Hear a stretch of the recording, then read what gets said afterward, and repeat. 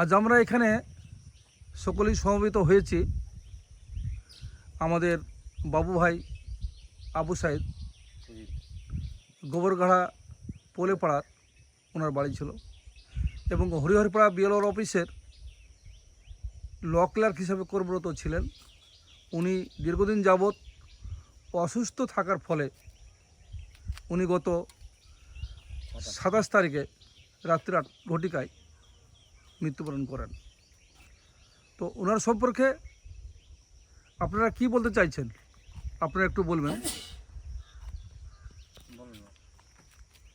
পশ্চিমবঙ্গ ল clerks অ্যাসোসিয়েশনের সদস্য, খুব গুরুত্বপূর্ণ সদস্য, আমাদের খুব সঙ্গের সাথী, লড়াকু সাথী বলা যায়। দীর্ঘদিনের আমাদের রেকর্ডের সঙ্গে যুক্ত ছিল আব্দুল শহীদ বাবু। পোলেপাড়া গোবরগাড়ায় তার বাড়ি ছিল। আমরা হঠাৎ করে 27 তারিখ রাত্রি 8 ঘটিকায় খবর পেলাম যে তিনি মারা গেছে। তারপর তার পরের দিনই ঈদুল আজহা, তারপরে একটা গভীর একটা শোকার্ত ভাবও ছিল আমাদের এই কুরবানিকে কেন্দ্র করে। পরের দিন সকালবেলায় ঈদ এবং কুরবানি, তাই সিদ্ধান্ত নেওয়া হলো, এখানকার মানুষ সিদ্ধান্ত নিল যে রাত্রি 12:30 নাগাদ তার জানাজা হবে। সেই জানাজায় এই গ্রামের মানুষই এই জানাজায় অংশগ্রহণ করে, সেই দোয়া অনুষ্ঠানে গ্রামের মানুষই অংশগ্রহণ করতে পেরেছে। আমরা খবর পেলে সঠিকভাবে পৌঁছাতে পারিনি। তাই আজকে আমরা সকলে মিলেই আজকে তার পরিবারবর্গকে সমবেদনা জানানোর জন্য, তার শোকার্ত মনোভাবকে একটু আড়ষ্ট করার জন্য, একটু মনটাকে প্রফুল্ল করার জন্য আমরা সমবেত বলে এসেছিলাম।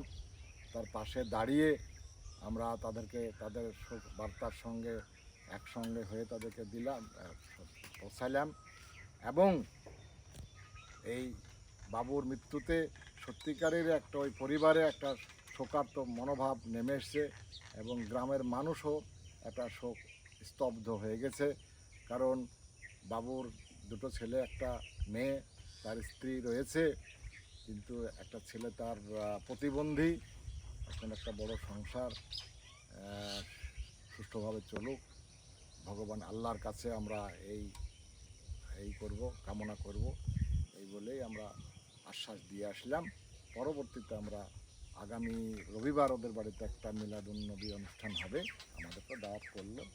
আমরা ওই দিন এসে বিস্তারিত বিষয়টা আবার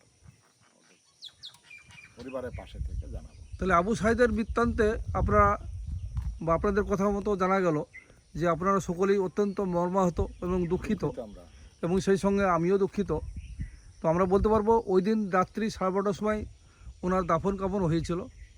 ওই দিন হয়তো আপনারা কেউ আসতেই পারেননি, বা হয়তো তার পরের দিনই যেহেতু বকরা ঈদ ছিল, বা মুসলিম পরিবার সকলেই একটা সংকটজনক অবস্থায় মানে চিন্তাভাবনার উপরে ছিলেন, সকলে হয়তো আসতে পারেনি। তার মধ্যে আমাদের মধ্যে হয়তো আপনারা 2-1 জন এসেছিলেন এবং তার সমবেদনা আজকে আমরা সকলে জানালেন।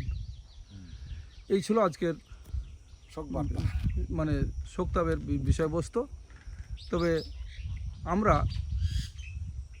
সবসময় যতগুলো আমাদের সহপাঠী বা সহকর্মী মারা গেছেন সবাইকে আমরা আর্থিক সাহায্য বা অনুদান হিসাবে কিছু বহন করেছি। এই বিষয়ে আপনারা কিছু চিন্তা ভাবনা করছেন?